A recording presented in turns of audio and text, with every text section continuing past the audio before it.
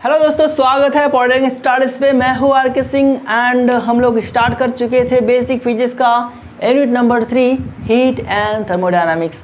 तो आज इस क्लास पे हम बात करेंगे transmission of heat and thermal conductivity के बारे में। ठीक है, transmission of heat and thermal conductivity के बारे में आज इस क्लास पे हम बात करते हैं। तो क्लास को करते हैं स्टार्ट, लेकिन क्लास स्टार्ट करने से पहले अगर आप हमारे चैनल पे पहली बार आए हैं तो चैनल को जरूर सब्सक्राइब कीजिएगा। एंड सभी दोस्तों से मेरा ये रिक्वेस्ट है कि क्लासेस अगर आपको अच्छा लग रहा है तो क्लासेस को लाइक कीजिए करें एंड दूसरे दोस्तों के बीच भी शेयर कीजिए करें। ठीक है दोस्तों, ताकि दूसरे दोस्त भी हमारे चैनल पे आ सके एंड हमारे इस परिवार के साथ जुड़ सके।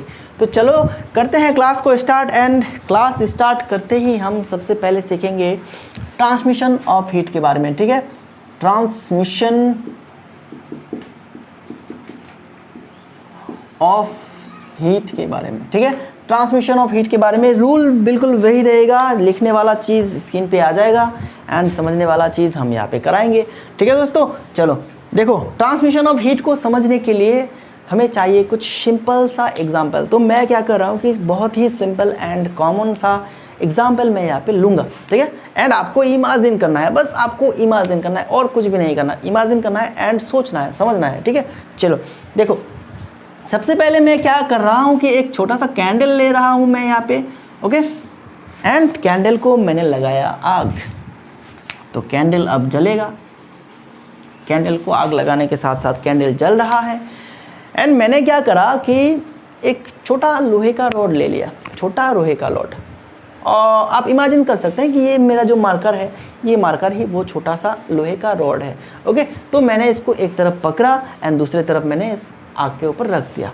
ठीक है, मैंने एक तरफ पकड़ के ऐसे आग के ऊपर रख दिया, तो क्या होगा, ये आग यहाँ पे लगेगा एंड जिसकी वजह से ये वाला पार्ट गर्म होगा। ठीक है, तो इनिशियल कंडीशन पे मेरा कुछ भी नहीं होगा। ओके, मुझे कुछ भी महसूस नहीं हो रहा कि गर्म हो रहा है कि नहीं। लेकिन थोड़ी देर जाने के बाद क्या होगा कि मुझे ऐसा लगने लगेगा ये वाला पार्ट भी थोड़ा थोड़ा करके गर्म हो रहा है। ठीक है, ये वाला पार्ट भी थोड़ा थोड़ा गर्म हो रहा है एंड ये गर्मी धीरे धीरे बढ़ता ही जाएगा। जितना टाइम जाएगा बढ़ता ही जाएगा एंड ऐसा टाइम आएगा कि ये बहुत ज़्यादा गर्म हो चुका है। अब मैं इसको पकड़ के रख नहीं पा रहा हूँ। अगर पकड़ के रखता हूँ तो मेरा हाथ जाता है जल। ठीक है, मेरा हाथ जल जाएगा बिल्कुल। तो मैं क्या करूँगा, मेरा हाथ जलाने का कोई शौक नहीं है, तो मैं इसको छोड़ दिया। ठीक है, ये पहला एग्जाम्पल था। ओके, एंड दूसरा एग्जाम्पल देखो। दूसरा एग्जाम्पल, अगर आप किचन पे जाते हो कभी ना कभी, ठीक है, अगर आप बैचलर हो तो बहुत बार गए होगे। ओके, रेंट पे होते हो, रेंट पे रहते हो या फिर मेस पे रहते हो तो आपको तो जाना ही होगा। ओके, हॉस्टल पे भी ऐसा होता है। चलो क्या करता है कि ये मैंने प्रेशर कुकर ले लिया है एंड प्रेशर कुकर को मैंने इतना सा पानी भर दिया है। ठीक है, प्रेशर कुकर में मैंने इतना सा पानी भर दिया है। ठीक है, पानी बिल्कुल ठंडा होना चाहिए। ओके, ठंडे ठंडे पानी से नहाना चाहिए। तो यहाँ पे मैंने ठंडे पानी ले लिया है एंड इसको मैंने ओवन के ऊपर रख दिया। चलो ओवन के ऊपर मैंने इसको रख दिया, तो ओवन को लगाओ आग। ओके, ओवन को लगाओ आग। चलो इसको भी आग लगा दिया एंड मैंने क्या करा, अपने हाथ को इस पानी के अंदर डुबो दिया। बस इतना सा ही डुबोया है, ज़्यादा नहीं डुबोना है, पूरा का पूरा सिमट नहीं जाना है यहाँ पे। ठीक है, इतना ही डुबाओ, काफ़ी है। ओके, सिर्फ मैंने अपनी उंगलियों को डुबाया है पानी में। तो मैंने ठंडा पानी लिया था, इसलिए तो पहले इनिशियल कंडीशन में ठंडा ही लगेगा ना, तो इनिशियल कंडीशन में मुझे ठंडा लग रहा है। ओके, एंड जैसे टाइम जा रहा है एंड मुझे ऐसा लग रहा है कि ये पानी अब थोड़ा थोड़ा करके गर्म हो रहा है। ठीक है, अब ये पानी थोड़ा थोड़ा करके गर्म हो रहा है एंड एक टाइम में ऐसा आएगा कि ये पानी इतना ज़्यादा गर्म हो गया है कि अब मैं ऐसे अपने हाथ को यहाँ पे डुबो के रख नहीं पा रहा हूँ। ठीक है, जिसकी वजह से मुझे हाथ को उठाना पड़ा। ठीक है, हाथ को निकालना पड़ा। क्यों? क्योंकि अगर मैं ज़्यादा रखता, इससे ज़्यादा रखता तो मेरा जो फिंगर्स है, मेरा जो उंगलियाँ है मतलब अंडे की जैसे क्या हो जाता, बॉयल हो जाता। इसलिए मैंने इसको निकाल लिया। ठीक है, तो ये था दूसरा एग्जाम्पल। एंड तीसरा एग्जाम्पल आज के लिए बहुत ही कॉमन है। क्या है कि समर डेज चल रहा है, गर्मी का दिन चल रहा है एंड आपने अगर कभी भी धूप में निकला तो क्या होगा। अब अगर आप इसी वक्त धूप में निकलते हैं तो क्या होगा बोलो, आप आपको गर्मी लगने लगेगा। ओके, ठीक है, आपको गर्मी लगने लगेगा एंड आपके पूरे शरीर में पसीना आ जाएगा। ठीक है दोस्तों, पसीना क्यों आ रहा है? क्योंकि आपको गर्मी लग रहा है ना, इसलिए पसीना आ रहा है। आप अगर धूप में 3-4 मिनट रहते हैं तब भी ये हो जाएगा। ठीक है, क्योंकि गर्मी इतना ज़्यादा है। एंड ये गर्मी कहाँ से आ रहा है बोलो? सूरज से आ रहा है, सन से आ रहा है। ओके, ठीक है, चलो, तो ये तो था तीसरा एग्जाम्पल, बहुत ही कॉमन एग्जाम्पल आजकल के लिए।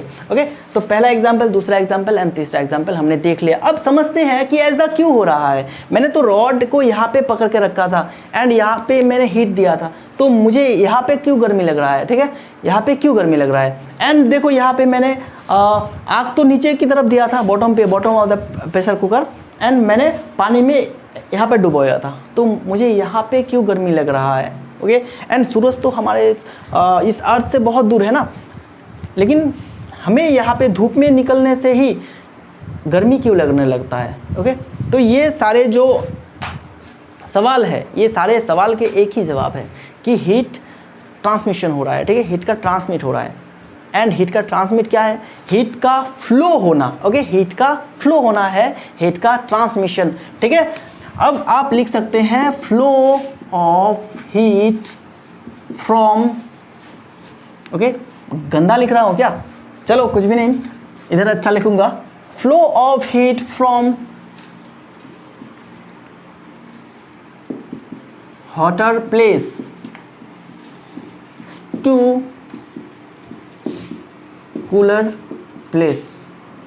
Okay, flow of heat from hotter place to cooler place, मतलब गर्म जगह से ठंडी जगह की तरफ जो ये हीट का फ्लो है, इसको कहता है क्या? Transmission of heat. Okay, transmission of heat क्या है? Flow of heat from hotter place to cooler place. And ये वाला चीज़, ये वाला बात हमें पहले ही क्लास में, मतलब प्रीवियस क्लास में ही पता चल चुका है कि हीट का फ्लो ऑलवेज हॉटर प्लेस से कूलर प्लेस की तरफ होता है। गर्म जगह से ठंडा जगह की तरफ हीट का फ्लो होता है। ठीक है, एंड ये पूरा प्रोसेस है क्या?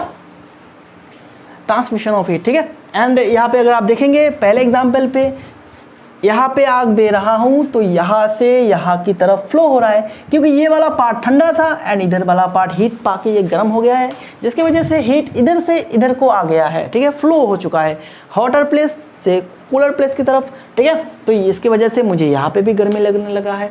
एंड बिल्कुल यहाँ पे भी देखो, यहाँ पे इस जगह पे हॉट, क्योंकि इस जगह पे मैंने आग दिया था तो ये जगह हॉट हो जाएगा। एंड मैंने यहाँ पे रखा था अपना हाथ। ठीक है, तो देखो ये हॉटर प्लेस, ये कूलर प्लेस, तो हॉटर प्लेस से कूलर प्लेस की तरफ जाएगा हीट। ओके, ठीक है ना।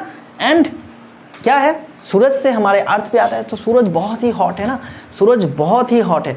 ओके, सूरज मैं लड़का के नाम नहीं कर रहा हूँ, ठीक है, कोई भी बंदा का नाम नहीं कर रहा है। सूरज मतलब सन, ठीक है, the source of energy, the source of all energy. ठीक है, तो वो तो काफ़ी गर्म है एंड हमारे अर्थ तो ठंडा है ना, तो गर्म जगह से ठंडा जगह की तरफ आ रहा है, हीट फ्लो हो रहा है। ओके, हालांकि प्रोसेस अलग है, प्रोसेस आने का प्रोसेस अलग है, रास्ता अलग है, ठीक है, लेकिन आ तो रहा है ना। एंड इसी फ्लो को कहता है ट्रांसमिशन ऑफ हीट। ओके दोस्तों, समझ में आया ट्रांसमिशन ऑफ हीट क्या है। अब बात करते हैं कि हीट किस किस प्रोसेस से क्या हो सकता है, ट्रांसमिट हो सकता है। ठीक है, कैसे कैसे ये ट्रांसमिट हो सकता है, तो इसके लिए 3 ही प्रोसेस है। पहला प्रोसेस क्या है बोलो? पहला प्रोसेस है कंडक्शन, ठीक है, कंडक्शन। एंड दूसरा प्रोसेस की बात करूं तो दूसरा प्रोसेस है कन्वेक्शन, ठीक है, दूसरा प्रोसेस कन्वेक्शन। एंड तीसरा प्रोसेस क्या है बोलो? रेडिएशन। ठीक है, तो ये तीनों प्रोसेस को समझ लेते हैं थोड़ा बिल्कुल सिंपल तरीके से, कंडक्शन, कन्वेक्शन एंड रेडिएशन। ठीक है दोस्तों, एंड इसका एग्जाम्पल भी देख लेंगे। ओके, चलो तो बात करते हैं कंडक्शन की। ओके, एंड ये वाला चीज़ आपको लिखना होगा। ठीक है, कंडक्शन क्या है, कंडक्शन का डेफिनेशन, कन्वेक्शन क्या है, कन्वेक्शन का डेफिनेशन भी लिखना होगा एंड उसके साथ साथ रेडिएशन का डेफिनेशन भी अगर आप लिख लेते हैं तो बहुत ही अच्छा होता है। अगर आपके एग्जाम पे ये पूछा जाता है कि what is conduction, give some example, ठीक है, तो आप इजीली ये नोट से लिख सकते हैं, ठीक है। तो देखो नोट मैं स्क्रीन पे बिल्कुल शो कराऊंगा एंड शो हो रहा है। कहा क्या गया है, देखो conduction is a process of transfer of heat from hot end to the cooled end from particle to particle of the medium without any actual transfer of material of the medium. In solid, heat is transferred by this process. ठीक है, तो आप इतना लिखते हैं तो काफ़ी है। ओके, कंडक्शन के बारे में, तो कंडक्शन में क्या होता है कि हीट फ्लो होता है हॉट प्लेस से कूलर प्लेस की तरफ, ठीक है, हॉट प्लेस से कूल प्लेस की तरफ, एंड ये जो ट्रांसफ़र होता है हीट का, ठीक है, ये जो हीट का फ्लो होता है ये पार्टिकल टू पार्टिकल होता है। ओके, ये पार्टिकल टू पार्टिकल होता है and without any actual movement of material, ठीक है, ये मटेरियल बिल्कुल वही का वही होता है, ठीक है, लेकिन हीट जो है ट्रांसफ़र हो जाता है। तो मैंने जो रॉड लिया था पहले एग्जाम्पल पे, मैंने जो इतना सा रॉड लिया था, मैं तो दे रहा था हीट यहाँ पे, ठीक है, हीट तो मैं दे रहा था यहाँ पे, लेकिन हीट यहाँ पे कैसे आ गया, एंड ये सॉलिड बॉडी है, ये सॉलिड लोहे का रॉड था तो ये सॉलिड है। सॉलिड के अंदर बहुत सारे एटम्स होते हैं, एटम्स या फिर आप पार्टिकल भी कह सकते हैं, चलो पार्टिकल कहते हैं, ये सारे पार्टिकल्स ऐसे होंगे। ओके, तो सॉलिड के केस में मतलब कंडक्शन के केस में क्या होता है कि particle to particle heat transfer होता है। ओके, पूरा एक्चुअल, अगर एक्चुअल घटना हम यहाँ पे देखेंगे तो कैसा हो रहा है, देखो मैं यहाँ पे पूरा एक्सप्लेन कर रहा हूँ। तो हीट में दिया यहाँ पे, ठीक है, हीट में दिया, अब क्या होगा कि ये यहाँ पे जिस जगह पे मैं हीट दे रहा हूँ वहाँ का जो पार्टिकल होगा, ये पार्टिकल हीट को गेन करेगा, मतलब हीट गेन कर रहा है, मतलब एनर्जी गेन कर रहा है, ठीक है। एनर्जी गेन करने से क्या हो जाएगा, एक्साइटेड हो जाएगा। ओके, एक्साइटेड हो जाएगा तो ये क्या इस कंडीशन पे रहने की कोशिश करेगा। ओके, इस कंडीशन पे ये क्या रहना चाहेगा, क्योंकि इसका तो एनर्जी बहुत ज़्यादा है, ये अपने आप को शेर समझने लगेगा, भाई मैं तो रहने वाला नहीं हूँ इस गंदगी में, मैं तो निकल रहा हूँ क्योंकि मेरे पास बहुत एनर्जी है, बहुत ताकत है, मैं यहाँ पे नहीं रहूँगा। ओके, जिसकी वजह से ये निकलने की कोशिश करेगा, लेकिन ये तो सॉलिड बॉडी है ना, इसका तो एक बॉन्ड एनर्जी है। ओके, इसका एक बॉन्ड एनर्जी है, जब तक मैं उतना एनर्जी नहीं देता हूँ, जब तक मैं उतना हीट एनर्जी नहीं देता हूँ कि बॉन्ड एनर्जी को क्रॉस कर जाए, तब तक ये सारे पार्टिकल्स अपने जगह से मूव नहीं कर सकता। ओके, उस जगह से निकल नहीं सकता है, जिसकी वजह से क्या होगा कि ये अपनी जगह पे ही रहेगा। ओके, ये सारे पार्टिकल्स अपने जगह ही पे रहेगा, चाहे जितना भी आप एनर्जी दे दे। बॉन्ड एनर्जी को क्रॉस करता है तो ये अलग बात है, लेकिन बॉन्ड एनर्जी के अंदर आप चाहे जितना भी एनर्जी दे दे, ये अपनी जगह से हिलने वाला नहीं है। ओके, थोड़ा बहुत मूव होगा, थोड़ा बहुत, ओके, डायमेंशन में थोड़ा बहुत इंक्रीज आएगा, लेकिन ये अपने जगह से मूव करने वाला नहीं है। ओके, तो अब क्या होगा, इसके पास बहुत, मान लीजिए ये वाला पार्टिकल बहुत ही, ये सारे पार्टिकल बहुत ही एक्साइटेड हो चुके हैं, बहुत ही इसमें एनर्जी है, ठीक है, तो ये तो मूव करने की कोशिश करेगा लेकिन मूव हो नहीं पाएगा, तो ये क्या करेगा, ऐसे ऐसे हिलने लगेगा, मतलब वाइब्रेट होने लगेगा। ओके, ठीक है,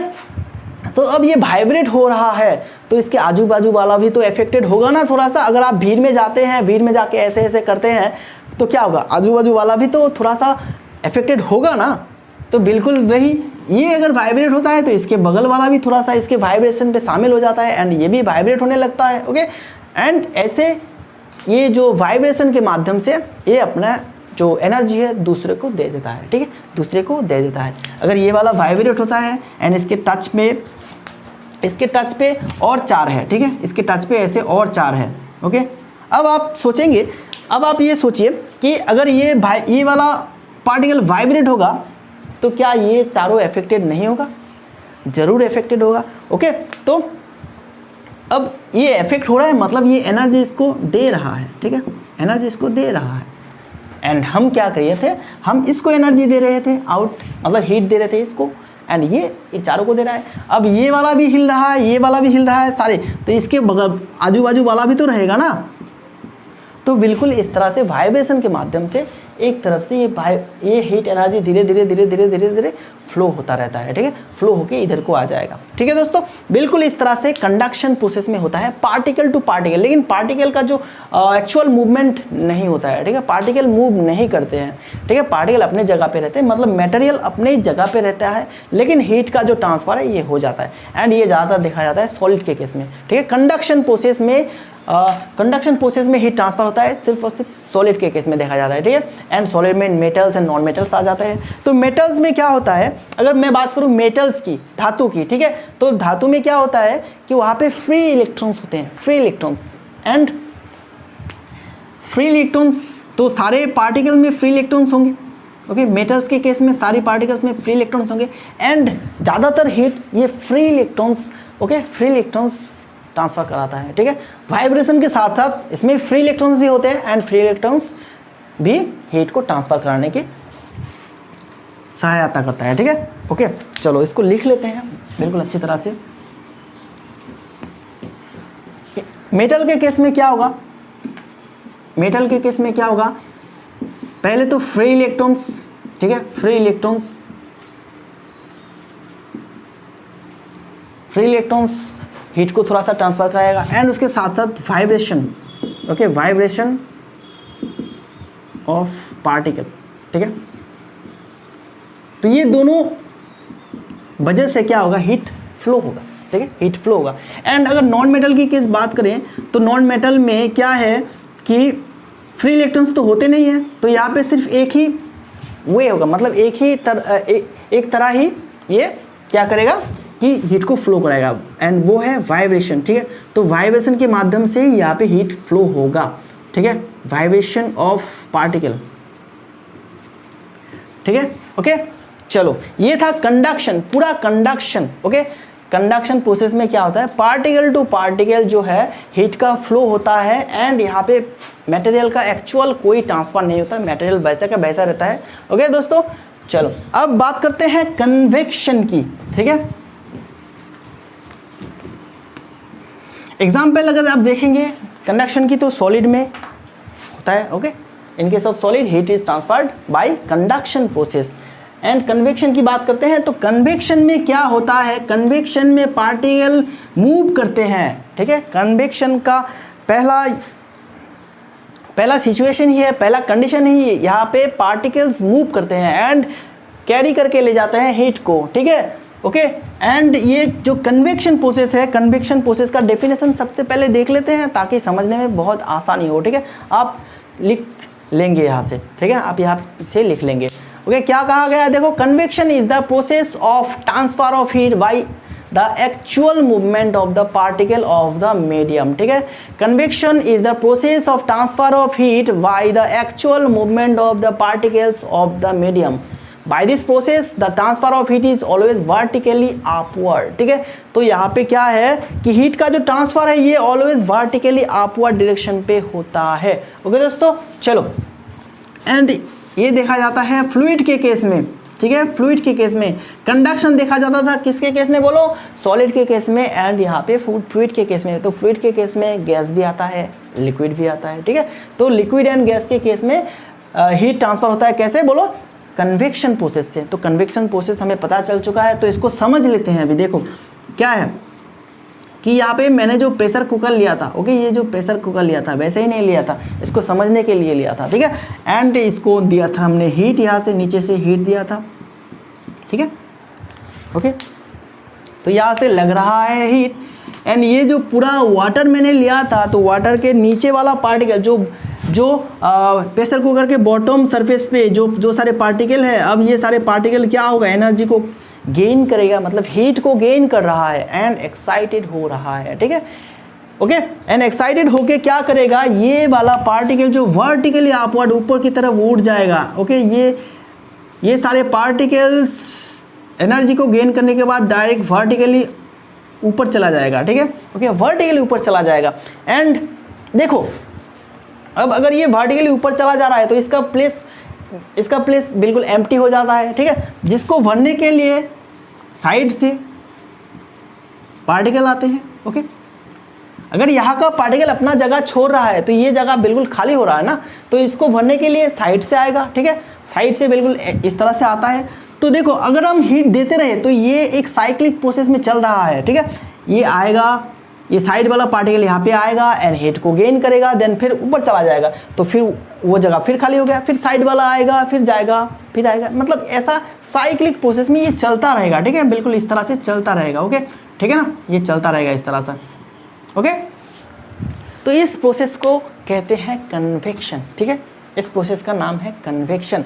एंड एग्जाम्पल अगर आप देखेंगे तो घर में जो वेंटिलेशन सिस्टम होता है, ठीक है, वेंटिलेटर घर में क्यों रखा जाता है, ओके, छत के नीचे एक वेंटिलेटर रखा जाता है, 1 2 3 4, ओके, ये क्यों रखा जाता है, क्योंकि देखो ये नीचे वाला जो एयर पार्टिकल्स है ना, एयर पार्टिकल्स, तो ये पार्टिकल जब गर्म हो जाता है तो ये ऊपर चला जाता है, डायरेक्ट ऊपर चला जाएगा एंड उस वेंटिलेटर के माध्यम से ये निकल जाएगा बाहर को, ठीक है, ताकि अब ये यहाँ से मान लीजिए ये रूम है, ठीक है, यहाँ पे है वेंटिलेटर, ये है छत, ठीक है, ओके, तो यहाँ का जो सारे पार्टिकल है, ये सारे पार्टिकल्स गर्म होने के बाद सीधा छत पे जाएगा, सीधा छत पे जाएगा, ठीक है, एंड छत से निकलने की कोई जगह नहीं है, इसलिए ये वेंटिलेटर से निकल जाएगा बाहर, ओके। अगर ये पार्टिकल अपना प्लेस छोड़ रहा है तो इसको भरने के लिए बाहर से तो आएगा ना एयर, मतलब घर ठंडा हो रहा है, घर में वेंटिलेशन जो है, एयर का जो फ्लो है ये कंटिन्यू रहता है। अगर आप किसी घर में वेंटिलेटर ना रखते हैं तो आप रह नहीं पाएंगे, क्योंकि वो रूम बहुत ही गर्म होगा, ओके, उस रूम पे एसी लगाने की नौबत आ जाएगी, ठीक है दोस्तों। चलो, ये था क्या, कन्वेक्शन प्रोसेस। अब बात करते हैं रेडिएशन प्रोसेस की। तो रेडिएशन प्रोसेस इन दोनों से बिल्कुल अलग है, ठीक है, रेडिएशन प्रोसेस बिल्कुल इन दोनों से अलग है, ओके। कैसा अलग है कि क्योंकि यहाँ पे हमने जो देखा ये conduction process and convection process में मीडियम की ज़रूरत होती है, ठीक है, हीट को फ्लो करने के लिए मीडियम चाहिए। जैसे कंडक्शन में सॉलिड मीडियम चाहिए एंड कन्वेक्शन में क्या चाहिए, कन्वेक्शन में फ्लूइड मीडियम चाहिए, ओके।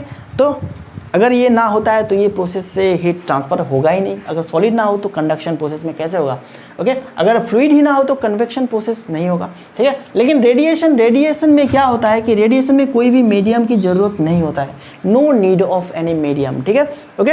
एंड यहाँ पे जो हीट एनर्जी है, हीट एनर्जी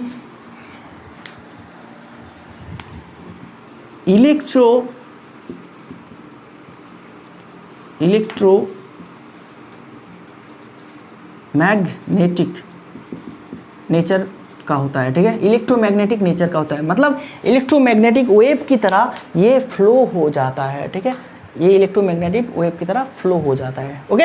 चलो, यहाँ पे समझने की बात नहीं है, देखो बस आप ये याद रखिए, रेडिएशन प्रोसेस में क्या होता है कि जो एनर्जी का फ्लो होता है ये इलेक्ट्रोमैग्नेटिक नेचर का होता है एंड यहाँ पे कोई भी मीडियम की ज़रूरत नहीं है।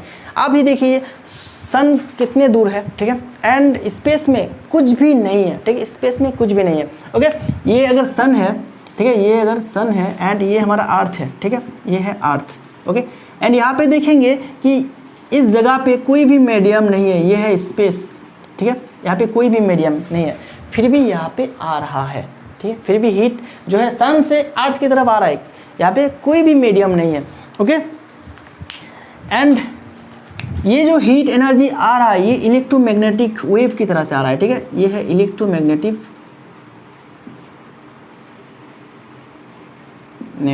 वेव, ठीक है, ओके, ये इस तरह से आ रहा है। तो देखो अब रेडिएशन का डेफिनेशन भी देख लो क्या कहा गया है, the mode of transfer of heat from one body to another without any actual movement of particle involved and without heating the intervening medium is called radiation. For radiation there is no need of any medium because it is of electromagnetic nature, ठीक है, okay. तो बिल्कुल इस तरह से होता है radiation. तो हमें अभी कंडक्शन पता चल गया है, कन्वेक्शन पता चल गया है एंड रेडिएशन पता चल गया है, ठीक है। एंड रेडिएशन का एग्जाम्पल क्या है, सन से जो हीट एनर्जी आता है बिल्कुल रेडिएशन प्रोसेस में आता है, ठीक है दोस्तों, इतना आप याद रखेंगे। चलो, अब हमने समझ लिया है ट्रांसमिशन ऑफ हीट। अगर आपके मन में कोई भी डाउट है तो आप इजीली, ओके, आप इजीली कमेंट में कर सकते हैं, ठीक है, कमेंट में कर दीजिएगा। एंड एक गुड न्यूज़ है कि मैं कल या परसों एक टेलीग्राम ग्रुप खोलने की सोच रहा हूँ, ठीक है, तो टेलीग्राम ग्रुप में भी आप आ सकते हैं, ज्वाइन कर सकते हैं, ओके। एंड वहाँ पे अपने डाउट्स जो है पूछ सकते हैं, ठीक है दोस्तों। तो मैं क्या करूँगा कि नेक्स्ट क्लास में टेलीग्राम का जो लिंक होगा आपको मैं दे दूंगा, ओके दोस्तों, नेक्स्ट क्लास में दे दूंगा, एकदम डेफिनेटली मैं दे दूंगा। एंड आप टेलीग्राम ओपन करके टेलीग्राम पे मुझे अपने डाउट्स जो है पूछ सकते हैं, ठीक है दोस्तों। चलो, अब नेक्स्ट टॉपिक पे चले आते हैं, conduction of heat, okay, conduction of heat, ठीक है। यहाँ पे हमने जो कंडक्शन पढ़ा बिल्कुल सेम चीज़ है, तो उससे रिलेटेड कुछ और भी चीज़ है वो हम देख लेंगे।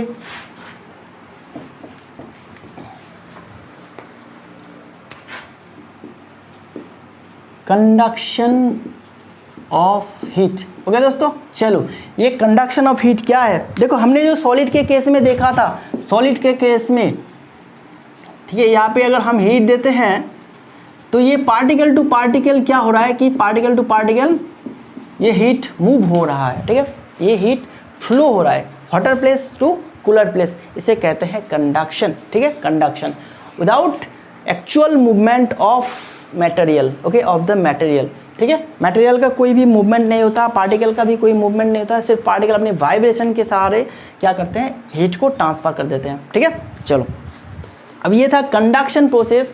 तो यहाँ से हम क्या देखेंगे, कंडक्टिविटी देखेंगे। Conductivity, what is conductivity. ठीक है, ये प्रोसेस तो था conduction and conductivity of solid, conductivity of solid. Okay, देखो ये अब बात करते हैं। तो कंडक्शन प्रोसेस में जो देखा हमने सॉलिड में कैसे हीट ट्रांसफ़र होता है, तो अलग अलग सॉलिड्स का, अलग अलग सॉलिड बॉडी का अलग अलग ये कैपेसिटी होता है कि कोई सॉलिड ज़्यादा हीट को ट्रांसफ़र कर पाएगा, जो कोई सॉलिड ऐसा भी है जो कम हीट को ट्रांसफ़र करता है, कोई सॉलिड ऐसा भी है जो एकदम ही नेग्लिजिबल अमाउंट ऑफ हीट को ट्रांसफ़र करता है। ठीक है, जैसे ग्लास हो गया। ओके, ग्लास क्या है, ग्लास मतलब कांच। ये कांच हीट को ट्रांसफ़र ही नहीं करता। ओके, एकदम ही नहीं करता। ठीक है, चलो अब देखो, अब हीट ट्रांसफ़र करने की ये क्षमता को, मतलब ये पावर को, कैपेसिटी को, एबिलिटी को कहते हैं कंडक्टिविटी। ओके, ठीक है, द एबिलिटी टू ट्रांसफ़र या फिर ट्रांसमिट भी कह सकते हैं, transmit the heat. Okay, the ability to transmit the heat of an solid is known as the thermal conductivity of that solid. ठीक है, ओके, चलो देखो क्या कहा गया है, डेफिनेशन पे देख लो। Thermal conductivity of a solid is a measure of ability of solid to conduct heat through it. ठीक है, okay, to conduct heat through it. Okay, एक सॉलिड के माध्यम से सॉलिड कितना हीट जो है ट्रांसफ़र कर सकता है, इसके क्षमता को कहते हैं conductivity of that solid body. ठीक है, ओके, चलो देखो यहाँ से एक सवाल आता है, good conductor. Good conductor, okay, मतलब इसका कंडक्टिविटी बहुत ज़्यादा है। गुड कंडक्टर मतलब कंडक्टिविटी बहुत ज़्यादा है, ये बहुत ही एफिशिएंटली क्या करता है कि हीट को ट्रांसफ़र कर देता है। ठीक है, ओके, अगर हमने 100% हीट लगाया तो 100% का 100% ही ये ट्रांसफ़र कर देता है। ठीक है, तो ये हो जाएगा गुड कंडक्टर, जैसे कि होता है सिल्वर में। ठीक है, सिल्वर में, कॉपर में। ठीक है, तो this are good conductor. And bad conductor की बात करूँ, बैड कंडक्टर मतलब कंडक्ट ही नहीं कर पाता, ऐसे कंडक्टर्स। ठीक है, बैड कंडक्टर्स क्या होगा, वुड। ठीक है, लकड़ी। Okay, and glass. ठीक है, तो ये एग्जांपल काफ़ी होगा। ओके, गुड कंडक्टर जैसे silver and copper, bad conductor जैसे wood and glass. Okay, good conductor of heat. ठीक है ना, चलो अब बात करते हैं कोएफिशिएंट ऑफ कंडक्टिविटी के बारे में। कोएफिशिएंट ऑफ कंडक्टिविटी के बारे में, कोएफिशिएंट ऑफ कंडक्टिविटी क्या है। ठीक है दोस्तों, चलो ये छोटी छोटी चीज़ें हैं, आपको समझ में आना चाहिए। अगर दिक्कत होता है तो आपके लिए डाउट सेशन का क्लास भी, और सॉरी डाउट पूछने के लिए टेलीग्राम चैनल भी ओपन हो जाएगा। ठीक है, टेलीग्राम ग्रुप बना रहे हैं एक, जिसमें कि आप अपने डाउट्स जो है पूछ सकते हैं। सो दोस्तों, ये जो थर्मल कंडक्टिविटी है, ठीक है, थर्मल कंडक्टिविटी इन सॉलिड, इसको बेहतरीन तरीके से समझने के लिए हमें एक छोटा सा एग्जाम्पल लेना पड़ेगा, एंड उस एग्जाम्पल के सहारे हम बाकी चीज़ों को समझने की कोशिश करेंगे। तो सबसे पहले जान लेते हैं rate of flow of heat के बारे में। ठीक है, rate of flow of heat के बारे में, rate of flow of heat. ठीक है, तो ये क्या है rate of flow of heat. Okay दोस्तों, देखो किसी भी क्रॉस सेक्शन को पर यूनिट टाइम पे जितना अमाउंट ऑफ हीट जो है ट्रांसमिट होता है, ओके, किसी भी क्रॉस सेक्शन के थ्रू पर यूनिट टाइम पे जितना अमाउंट ऑफ हीट ट्रांसमिट होता है उसे कहते हैं rate of flow of heat. ठीक है, ओके, तो पहला जो एग्जांपल लिया था हमने, एक छोटा सा रॉड बार लिया था, ओके, आयरन रॉड लिया था। ओके, ठीक है। एंड इस रॉड को हमने इधर हीट दिया था, तो एंड ये बन गया हॉटर प्लेस, ठीक है, एंड इधर था कूल प्लेस। तो हीट का फ्लो किधर से किधर को होगा बोलो, हीट का फ्लो इधर से इधर को होगा, ठीक है, hotter place to cooler place. Always heat का फ्लो ऐसा ही होता है ना, तो हीट का फ्लो ऐसा होगा। एंड मैंने यहाँ पे एक क्रॉस सेक्शन ले लिया, ओके, ठीक है, मैंने यहाँ पे एक क्रॉस सेक्शन ले लिया, मतलब हीट का जो फ्लो हो रहा है इस क्रॉस सेक्शन को तो पार कर रहा है ना, ओके। तो मैंने इस क्रॉस सेक्शन को लिया, अब मैं देख रहा हूँ कि पर यूनिट टाइम पे कितना अमाउंट ऑफ हीट इस क्रॉस सेक्शन को पार कर रहा है, ठीक है। एंड वही रेट है क्या, rate of flow of heat, okay. तो चलो मान लेते हैं कि टी टाइम पे अमाउंट ऑफ हीट पार हुआ है डेल्टा क्यू, तो रेट ऑफ फ्लो क्या बन जाएगा बोलो, डेल्टा क्यू अपन में डेल्टा टी। जैसे कि स्पीड के केस में होता था, कितना टाइम में पर यूनिट टाइम में कितना डिस्टेंस कवर करते थे उसे कहते थे स्पीड। तो यहाँ पे रेट ऑफ फ्लो बिल्कुल वैसा ही है कि पर यूनिट टाइम पे कितना अमाउंट ऑफ हीट जो है पार हो रहा है किसी भी क्रॉस सेक्शन को, ओके दोस्तों। तो ये हो गया rate of flow of heat, ठीक है। एंड आप मुझे ये बताएंगे कि ये rate of flow of heat कौन से फैक्टर्स पे डिपेंड करते हैं एंड किस तरह से डिपेंड करते हैं, ठीक है। तो आपको सोचने के लिए मैं थोड़ा सा हिंट दे रहा हूँ, ओके। तो मैं क्या कर रहा हूँ कि एक सॉलिड क्यूब ले रहा हूँ, ठीक है। चलो पूरा डायमेंशन मैं आपको यहाँ पे दे दूंगा, ठीक है। तो सॉलिड क्यूब मैंने ले लिया यहाँ पे ऐसे, ठीक है, सॉलिड क्यूब, ओके। एंड सारे जो साइड है ये यूनिट है, मतलब 1 मीटर का ही साइड है, ठीक है, 1 मीटर का, ओके।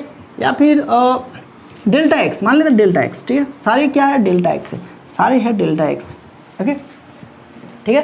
ये फ्रंट साइड है एंड ये बैक साइड है, ठीक है, back side, okay sir. Surface area कितना है, इसका भी ए होगा, इसका भी ए होगा, मान लेते हैं, ठीक है, क्योंकि ये एक यूनिट सॉलिड क्यूब है जिसकी वजह से सारे जो डायमेंशन होगा एक ही होगा, ठीक है, सारे सरफेस एक ही होगा एंड सारे जो साइड्स होगा डेल्टा है एक्स ही होगा, ओके दोस्तों। चलो ये था सरफेस एरिया।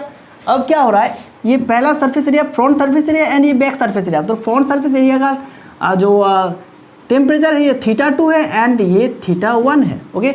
एंड हमें ये पता है θ2 इज इक्वल टू θ1 एंड मैंने ये आपको दे दिया कि जो फ्रंट सरफेस है इसका टेम्परेचर ज़्यादा है एंड बैक सरफेस का जो टेम्परेचर है ये कम है। तो आपको ये इजीली पता चल चुका होगा कि हीट जो है इस सरफेस से इस सरफेस की तरफ जाएगा and through the solid cube, ठीक है, इतना डिस्टेंस पार करके ये इधर को जाएगा, ओके, ठीक है ना। चलो अब आप ये कहेंगे कि rate of flow of heat कौन से फैक्टर्स पे डिपेंड करते हैं। तो इसको बेहतरीन तरीके से समझने के लिए मैं क्या कर रहा हूँ कि ये पूरा सिस्टम को मैं वाटर सिस्टम के साथ क्या कर रहा हूँ, कंपेयर कर रहा हूँ, ठीक है, वाटर फ्लो सिस्टम, ठीक है। तो एक पाइप है, ऐसे पाइप है जिसके थ्रू वाटर फ्लो हो रहा है, ओके। अब तो आप कह सकेंगे कि rate of flow of water किस किस टॉपिक पे डिपेंड करेगा, किस किस फैक्टर्स पे डिपेंड करेगा। पहला देखो, पहला है सरफेस एरिया, ओके, पहला है क्रॉस सेक्शनल एरिया, ओके। जिस सरफेस के थ्रू आपका जो वाटर है पास होगा, ठीक है, फ्लो होगा, उस क्रॉस सेक्शनल एरिया कितना है इस पे डिपेंड करता है। अगर ये पाइप इतना ना हो के अगर ये पाइप इतना होता तो आप इजीली ये कह सकते हैं कि फर्स्ट केस में जितना रेट ऑफ फ्लो होता सेकंड केस में उससे ज़्यादा रेट ऑफ फ्लो होता। मतलब सरफेस एरिया अभी लार्जर हो गया है जिसकी वजह से ज़्यादा अमाउंट ऑफ वाटर जो है फ्लो हो सकता है, ठीक है। तो आप ये कह सकते हैं कि सरफेस एरिया से डायरेक्टली प्रोपोर्शनल क्या रिलेट करता है, ओके, एंड डिपेंड करता है, ओके, ठीक है। तो बिल्कुल इसी केस में ये दोनों case similar type of case है एंड आप यहाँ से ये भी कह सकते हैं, ओके, ये जो सरफेस एरिया है इसका अगर क्रॉस सेक्शनल एरिया अगर ज़्यादा हो जाए तो अमाउंट ऑफ हीट ज़्यादा फ्लो होगा, मतलब rate of flow of heat ज़्यादा है, ओके। तो ये डिपेंड करता है directly proportional to the surface area, ठीक है। सरफेस एरिया ज़्यादा है तो ज़्यादा अमाउंट ऑफ हीट फ्लो होगा, इजी बात है। चलो अब दूसरा क्या है, दूसरा फैक्टर्स आप देखेंगे डिस्टेंस, ठीक है, distance between two face, okay. आप पाइप के साथ अगर कंपेयर करेंगे तो छोटा पाइप है, एक लंबा पाइप है, एक छोटा सा पाइप है, ओके, इतना सा पाइप है एंड एक बहुत ही लंबा पाइप है, मतलब इसके और भी लंबा है, ठीक है। चलो अब आप क्या कहेंगे कि ये दोनों पाइप में से किस पाइप में फ्लो जो है ज़्यादा होगा, बोलो इस पाइप में फ्लो ज़्यादा होगा, क्योंकि यहाँ पे रेजिस्टेंस सिर्फ इतना ही है। ओके, रेजिस्टेंस सिर्फ इतना ही है, इसलिए यहाँ पे फ्लो ज़्यादा होगा। लेकिन as compare to this, okay, इस पाइप में क्या है, रेजिस्टेंस बहुत ज़्यादा है, क्योंकि बहुत लंबा है तो बहुत ज़्यादा रेजिस्टेंस है, इसलिए फ्लो भी हो जाएगा कम। ओके, तो ये डिपेंड करता है डिस्टेंस पे। देखो अब ये जो क्यूब का जो डिस्टेंस है, ये वाला डिस्टेंस, ठीक है, इसको ही तो पार कर रहा है ना, हीट इधर से इधर जा रहा है, इसको ही पार करके। ये अगर ज़्यादा होगा तो दिक्कतें ज़्यादा होगा, प्रॉब्लम्स ज़्यादा होगा, रेजिस्टेंस ज़्यादा होगा, जिसकी वजह से हीट ज़्यादा उस पार नहीं जा पाएगा, ठीक है ना, हीट उस पार नहीं जा पाएगा, ठीक है। एंड इसके ऊपर भी डिपेंड करता है। तो किस तरह से डिपेंड करता है, डिपेंड तो करता है, ठीक है, मान लीजिए डिपेंड करता है, लेकिन किस तरह से डिपेंड करता है बोलो, डायरेक्टली, इन्वर्सली, किस तरह से। अगर लेंथ ज़्यादा होगा, डिस्टेंस बिटवीन टू सरफेस अगर ज़्यादा होगा तो हीट का जो फ्लो है ये कम होगा। एंड अगर ये कम होता है, डिस्टेंस कम होता है, तो हीट का फ्लो ज़्यादा होगा। इसीलिए आप ये कह सकते हैं कि 5 इंच वॉल्स, ठीक है, 5 इंच वॉल वाले घर एंड 10 इंच वाले घर, ठीक है। ओके, मतलब 1 ईंट से बना हुआ घर एंड 2 ईंट से बना हुआ घर, ठीक है, मतलब वॉल का बात कर रहा हूँ, ठीक है। ओके, वॉल्स की बात कर रहा हूँ। अगर 1 ईंट वाला घर है तो ये ज़्यादा गर्म होगा, 10 इंची वाला है अगर घर तो ये कम हीट होगा, तो ये कम हीट होगा, क्योंकि हीट जो है पास कम कर रहा है ना। ओके, हीट इधर से इधर को कम जा पा रहा है, इसलिए घर के भीतर ठंडा होगा थोड़ा सा, ठीक है, टेम्परेचर थोड़ा सा कम होगा एज कम्पेयर टू आउटसाइड। बिल्कुल ऐसा ही है। एंड आप ये भी कह सकते हैं, एक छोटा प्लेट, एक मोटा सा प्लेट ले लेंगे, एक पतला सा प्लेट ले लेंगे, तो प्लेट को अगर गर्म करेंगे तो पतला वाला प्लेट इधर टेम्परेचर, मतलब हीट इतना जल्दी ट्रांसफ़र होगा कि दोनों तरफ का टेम्परेचर एक ही होगा। लेकिन मोटा प्लेट लेंगे अगर, थिक प्लेट, ओके, अगर इतना थिक प्लेट लेंगे एंड इतना थिक प्लेट लेंगे, इस साइड को आप हीट दे रहे हैं, इस साइड को हीट दे रहे हैं, तो इधर का जो हीट होगा, ठीक है, इधर का हीट होगा, ये हीट तो जल्दी जाएगा ना, क्योंकि यहाँ पे रेजिस्टेंस कम है, जल्दी इधर से इधर चला जाएगा। ओके, लेकिन यहाँ पे थोड़ा सा रेजिस्टेंस होगा, जिसकी वजह से इधर का हीट, इधर का टेम्परेचर में थोड़ा सा डिफरेंस होगा, लेकिन यहाँ पे उतना डिफरेंस नहीं होगा। ओके, एकदम नियरली इक्वल, ठीक है। चलो, अब इतना तो समझ में आ गया है कि ये जो rate of flow of heat है ये डिस्टेंस के साथ इन्वर्सली प्रोपोर्शनल है। डिस्टेंस अगर ज़्यादा है तो रेट ऑफ फ्लो कम है। तीसरा चीज़ देखो, यहाँ पे difference in temperature between two surface, ठीक है, ये दोनों सरफेस के बीच टेम्परेचर का डिफरेंस कितना है। ओके, तो इसके ऊपर डिपेंड करता है ये rate of flow of heat. अगर डिफरेंस ज़्यादा होता है तो रेट ऑफ फ्लो भी ज़्यादा होता है। ओके, डिफरेंस अगर ज़्यादा होता है तो रेट ऑफ फ्लो भी ज़्यादा होता है। अगर डिफरेंस कम होता है टेम्परेचर के बीच तो रेट ऑफ फ्लो भी कम होता है। ओके, अगर मैं यहाँ पे 2 ऐसे जार ले रहा हूँ, ठीक है, 2 जार को मैं यहाँ से ऐसे एक छोटा सा पाइप से कनेक्ट कर रहा हूँ, ठीक है, एक पाइप से कनेक्ट, एंड यहाँ पे एक वाल्व लगाया मैंने पानी के फ्लो को रोकने के लिए। ओके, देखो अब इस जार पे है इतना सा लिक्विड एंड इस जार पे है इतना सा लिक्विड, ठीक है। अगर मैं इस पाइप को छोड़ता हूँ, मतलब इस वाल्व को ओपन करता हूँ, तो ये थोड़ा सा ऊपर है, इसलिए ये इधर को जाएगा ये पानी। ओके, लेकिन इस जार में वाटर लेवल अगर इतना ना हो कि इतना होता, वाल्व खोलते ही मेरा पानी जो है इधर का बहुत ज़्यादा स्पीड से इधर जाता ना, बहुत ज़्यादा स्पीड से फ्लो जो है, फ्लो का स्पीड बहुत ज़्यादा होता। ओके, क्योंकि डिफरेंस बहुत ज़्यादा है, ठीक है, डिफरेंस बहुत ज़्यादा है, जिसकी वजह से फ्लो भी बहुत ज़्यादा हो रहा है, ठीक है। तो यहाँ पे जो रेट ऑफ फ्लो है ये है directly proportional to the difference θ2 minus θ1, ठीक है, एंड जिसको हम delta Q by delta T, जिसको हम रखते हैं क्या, डेल्टा थीटा, ठीक है, सॉरी डेल्टा थीटा लेते हैं, ठीक है, डेल्टा थीटा।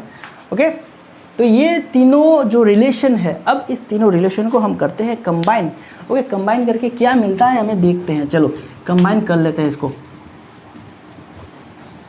आफ्टर कंबाइनिंग हमें मिलने वाला है, आफ्टर कंबाइनिंग हमें मिलने वाला है क्या बोलो, डी डेल्टा क्यू अपन में delta T proportional to a delta theta अपन में डेल्टा एक्स, ठीक है।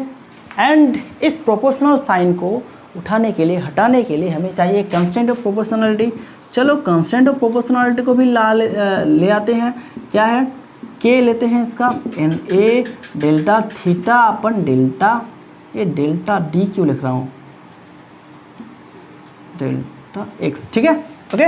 एंड इसी कांस्टेंट ऑफ प्रोपोर्शनलिटी को कहते हैं क्या बोलो, कोएफिशिएंट ऑफ थर्मल कंडक्टिविटी।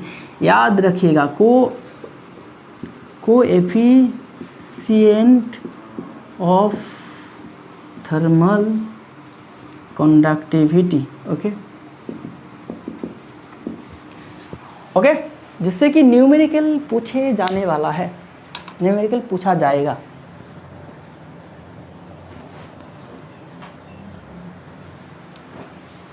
अगर थर्मल कंडक्टिविटी से क्वेश्चन पूछता है तो ज़्यादातर यहाँ से ही पूछता है, ठीक है, ओके। न्यूमेरिकल भी पूछता है तो यहाँ से ही पूछेगा। चलो अब के को कर लेते हैं सेपरेट, ठीक है। ये जो कोएफिशिएंट ऑफ थर्मल कंडक्टिविटी है, इसका डेफिनेशन निकालेंगे, इसका एसआई यूनिट निकालेंगे, डायमेंशन निकालेंगे, ओके दोस्तों। चलो देखो अब क्या कर रहा हूँ, के को मैं सेपरेट अलग सा लिख रहा हूँ यहाँ पे, ओके। सिर्फ के को एक तरफ रखना है और बाकी चीज़ों को अलग तरफ रखना है। डेल्टा क्यू अपन में डेल्टा टी, एंड इधर देखो ए ऊपर था तो ये यहाँ पे नीचे आ जाएगा, एंड ये ये पलट जाएगा बिल्कुल, कैसा होगा, delta x upon delta theta, ठीक है, ओके। तो देखो ये हो गया। एंड डेफिनेशन निकालने की आपको ये पता है कि डेफिनेशन निकालने के लिए सारे ये जो क्वांटिटीज है इसको यूनिट रखना होता है। तो हम क्या करते हैं, डेल्टा क्यू अपन में डेल्टा टी, एंड ये सारे को यूनिट रख देते हैं, ठीक है, यूनिट। तो ये बन जाएगा पूरा यूनिट।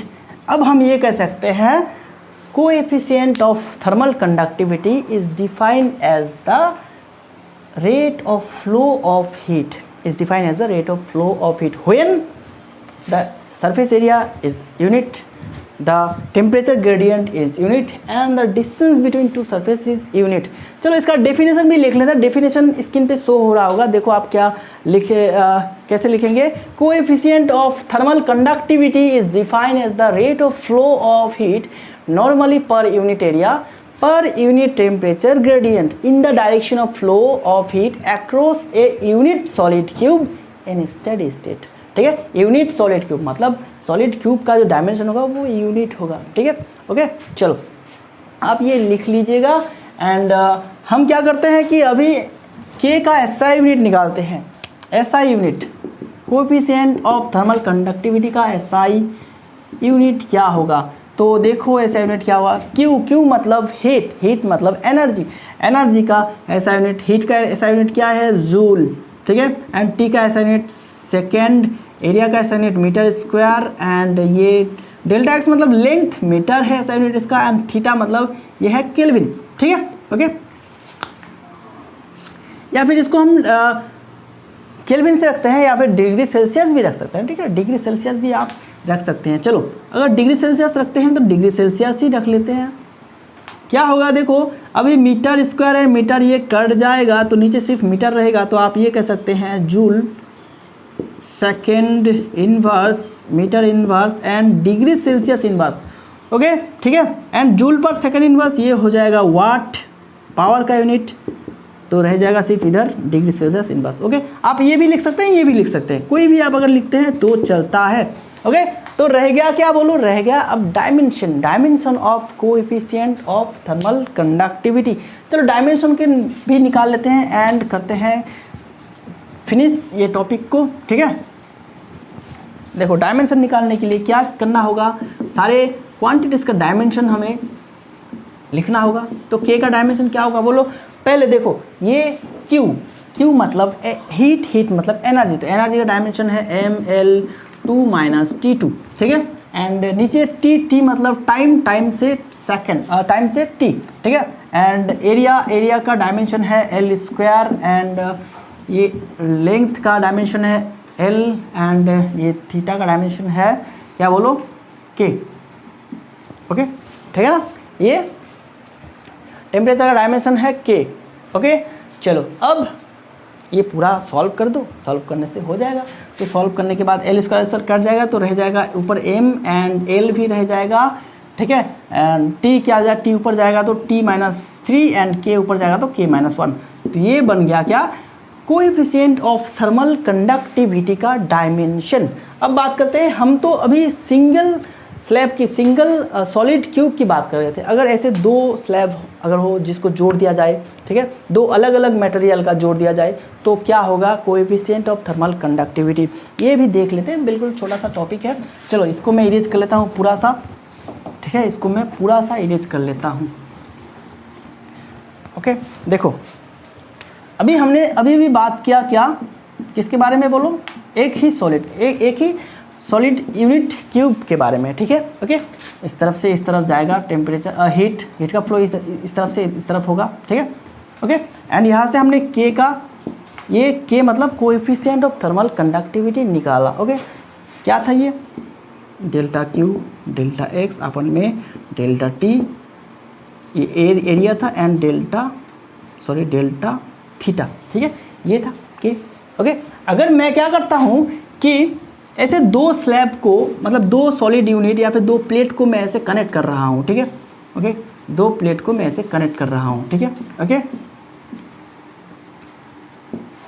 ठीक है ना, दो अलग अलग मटेरियल का मैं कनेक्ट कर रहा हूँ, तो क्या होगा, ओके, इसका अगर कोएफिशिएंट K1 है एंड इसका अगर कोएफिशिएंट 2 है, K2 है, तो इसका कॉम्बिनेशन कोएफिशिएंट क्या होगा, ठीक है, combination coefficient of thermal conductivity क्या होगा।